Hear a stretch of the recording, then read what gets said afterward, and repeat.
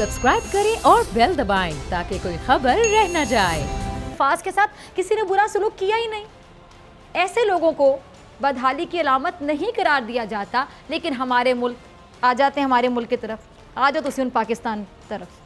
हमारे मुल्क के शहंशाह, बादशाह, शहजादे, शहजादियाँ, सुल्तान, क्या कहूँ, माशाल्लाह सुभान अल्लाह, यहीं से शुरू कर लेती हैं।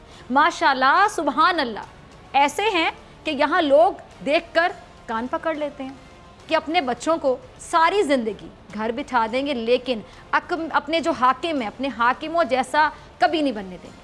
आप में से कुछ चाहता है कि आपके बच्चे ऐसे हाकिम बने?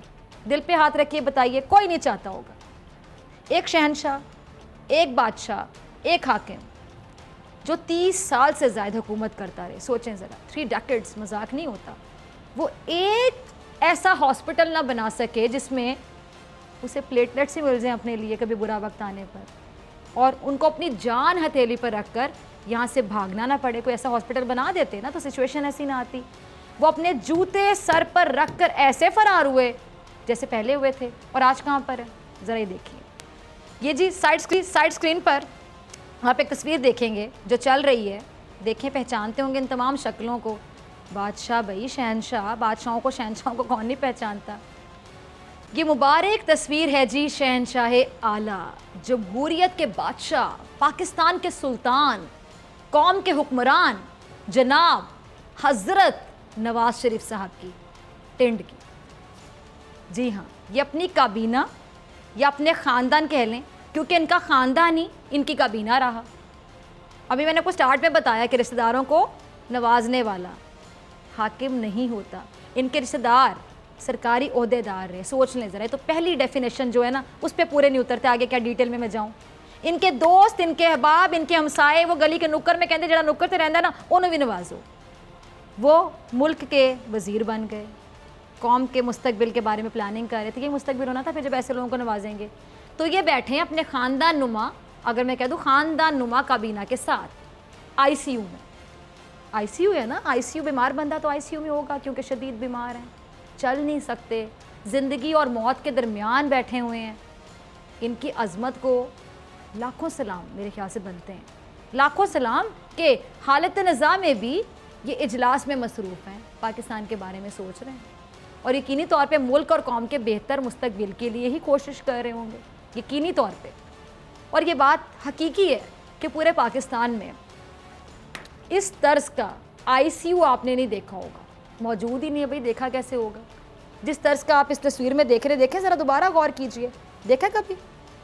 जहाँ मौत के मुंह में भी हो तो अपने साथ पूरा टब्बर लेकर बैठ जाएं, बैठा जा सकता है ICU में बैठें और पूरा टब्बर लेके बैठ जाएं, और बाकायदा तौर पर मीटिंग कर सकता है एक बीमार शख्स।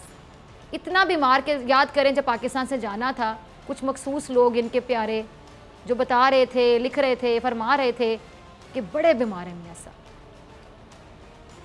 और सिर्फ यही नहीं कि मीटिंग कर सकता है ऐसा बीमार बंदा, एक और बीमार इस तस्वीर में आपको नज़र आ रहे होंगे, देखें ज़रा, गौर करें किसकी बात मैं करें। ये वो बीमार हैं जिन्होंने पाकिस्तान की मईशत को बीमार कर दिया, कौम को माशी तौर पर अपाहिज कर दिया, कह दूँ तो गलत नहीं होगा, माजूर कह दिया तो कह दूँ गलत नहीं होगा, कर्ज़ों के फ़ज़ाइल बताकर कर्ज़े लिए और कर्ज़ा उतारने का तरीका बताए बगैर एक ऐसी पुरअसरार बीमारी का शिकार हुए जिसका इलाज सिर्फ लंदन में हो सकता था। और आज कौम का ये अजीम सरमाया भी इसी ICU में बैठा है और यकीनी तौर पे ये मनसूबाबंदी कर रहा है कि लंदन में होते हुए पाकिस्तान के नाम पर मज़ीद कर्ज़ा कैसे लिया जाए, क्योंकि उतारना तो बेचारी कौम ने है, हमें क्या, हमने तो सिर्फ लेना है ना कर्ज़ा, फिर फ़िक्र उनको जिन्होंने उतारना है। ये हैं हमारे मुल्क के सुल्तान, हमारे मुल्क के हुक्मरान, हमारे मुल्क के बादशाह, शहंशाह, शहजादे, जिनकी वजह से लफ्ज़ हाकिम एक गाली बन चुके हैं, जिनकी वजह से सियासत को लोग गलाजत समझते हैं।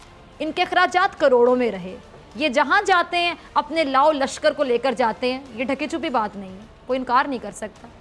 ये अवाम के पैसों से गरीब लोग, ये गरीब लोग हैं बेसिकली, ज़हनी तौर पे अवाम के पैसों से करोड़ों के टिप्स और तहाइफ देते रहे, चोरी करते ना अवाम का पैसा, ये कर्जे भी लेते रहे और अपने ही मुल्क की सड़कें और इमारतें गिरवी भी रखवाते रहे। इन लोगों ने वो मंसूबे बनाए जिनको मुकम्मल करना खुद इनके बस में नहीं, और अब ये इलाज की गरज से बाहर हैं और सबसे बड़ा जो एजाज़ इन तमाम अफराद को हासिल है वो ये कि इस तस्वीर में जो लोग बैठे हैं इनमें से कुछ मुलाजमीन हैं, कुछ फरारी हैं और कुछ इश्तिहारी हैं। इसके बावजूद इनका अज़म, इनका हौसला, क्या कहूँ मैं, किसी चट्टान जैसा कह दूँ तो गलत नहीं होगा, चट्टान जैसा ही हौसला है। एक तो बीमार, फिर इश्तिहारी, फरारी और देखें मनसूबाबंदियाँ कर रहे हैं। इतना मजबूत हौसला, चट्टान भी मेरे ख्याल से हल्की पड़ जाए। लंदन में बैठे हैं, 3 बार हुकूमत कर चुके हैं, 30 से ज़ायद साल इक़्तिदार का मज़ा चख चुके हैं, हर आराइश, हर आसाइश देख ली, 70 बहारें देख ली और आज फ़ख्र से कहते हैं कि अगर अगली बार मौका मिला, किस्मत ने साथ दिया। सोचिए जुमला ही सुन के हंसी आ जाती, अगर अगली बार हुकूमत मिली तो मुल्क और कौम की तकदीर बदल देंगे।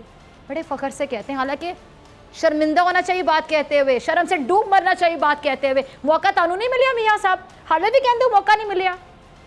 क्या कहूँ मैं अब आपसे, बड़े फ़ख्र से कहते हैं कि इन्होंने मुल्क और कौम के लिए जो खिदमात अंजाम दी वो कोई दे ही नहीं सकता। सही कहते, कोई नहीं दे सकता।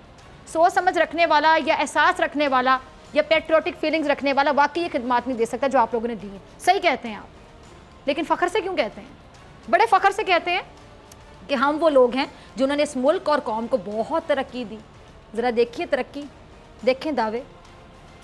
अब मैं किसी चीज़ की दाद दूँ ना दूँ, लेकिन भाई का कॉन्फिडेंस लेवल चेक किया आपने? कोई सानी नहीं है। पूरा मुल्क कर्ज़ों की नज़र कर गए। पंजाब को ऐसा पेरिस बनाया कि पेरिस वालों ने हाथ जोड़ लिए। मेट्रो बस को अपनी 5 साला कारकर्दगी करार दे दिया कि हमारी बस कारकर्दगी अचीवमेंट है। करप्शन के मुकदमात भुगत रहे हैं, खुद मुलजिम हैं, भाई मुजरिम हैं, समधी इश्तिहारी हैं, बेटे फरारी हैं। देखें ज़रा, लेकिन भाई का आपने कॉन्फिडेंस चेक किया? एक बार फिर मुल्क का इक़्तिदार हासिल कर लिया अगर, तो हासिल करके कौम की खिदमत करेंगे, खिदमत करना चाहते हैं। अगर एक बार किस्मत ने साथ दे दी, जैसे आज तक तो किस्मत हाथ ही नहीं आई है, साथ ही नहीं दिया। इनकी ख्वाहिश तो यही थी कि हुकूमत गिर जाए, लेकिन ये बंदूक किसी और के कंधे पर रख कर चलाना चाहते थे, और जिसके कंधे को इन्होंने इस्तेमाल किया वो आज इनके बारे में क्या फरमा रहे हैं, ज़रा सुनिए। ये वो लोग हैं जो अपना नज़रिया बेचकर लंदन चले गए, और ये मैं नहीं कह रही बल्कि इनका वोटर कह रहा है, इनका सपोर्टर भी यही कह रहा है, आपने भी सुना होगा। लेकिन इतना मैं बता दूं कि इनका ये तर्ज अमल कुछ नया नहीं। इन्होंने हमेशा अपना नज़रिया बेचा है, बदला है। क्या इसमें नई बात है? पहले क्या कहते थे? पहले कहते थे कि ज़ियाउल हक जिंदाबाद, भुट्टो मुर्दाबाद, ऐसे ही कहते थे। वो नज़रिया बेचा, फिर अदालतों के खिलाफ नज़रिया बनाया, अदालतों पर हमला किया और बाद में वो नज़रिया भी बेच दिया। उसके बाद बन गए अदालतों के मुहाफ़िज़, मिसाक़े जमहूरियत कर बैठे। लेकिन उसके बाद इंतखाबात से पहले जरदारी को इमरान का भाई कह दिया। जरदारी को इमरान भाई भाई, आपको याद होगा। किसी कीमत हाथ नहीं मिलाएंगे, लाड़काना की सड़कों पर घसीटेंगे, पेट फाड़ कर पैसे ले लेंगे, सारे खाते बंद करवा देंगे, और जब इंतखाबात हार गए तो फिर डायरेक्ट गले मिल बैठे। फिर साथ बैठकर फैसला किया कि खलाई मखलूक का मुकाबला करेंगे, जमहूरियत को बहाल करेंगे, साजिशों के जाल को तोड़ देंगे, वोट को इज्जत देंगे, बहुत इज्जत देंगे भाई, बहुत इज्जत, अवामी हुकूमत बहाल करेंगे। और उसके बाद क्या हुआ? दे दी वोट को इज्जत। फिर ये नज़रिया भी बेच डाला और अपने वोटर और सपोर्टर को बेवकूफ़ बनाकर खुद चले गए लंदन, और वहाँ जाकर उस्मान बुज़दार साहब से ख़तो किताबत कर रहे हैं कि अभी आने का दिल नहीं है बुज़दार साहब, अभी थोड़ा और वक्त देते। जिनके साथ मिल बैठे थे वो हैं सिंध के हुक्मरान।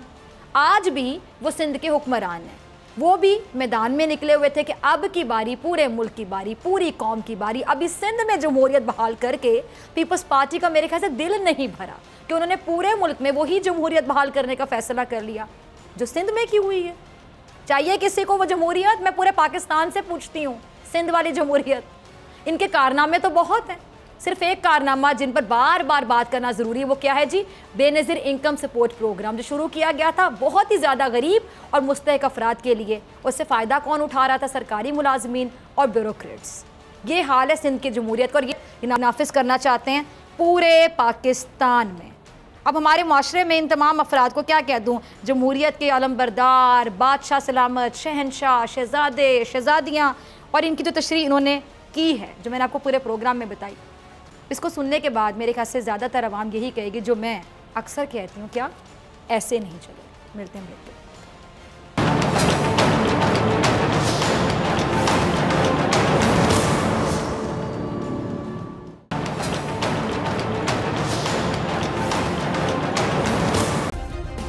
सब्सक्राइब करें और बेल दबाएं ताकि कोई खबर रह न जाए।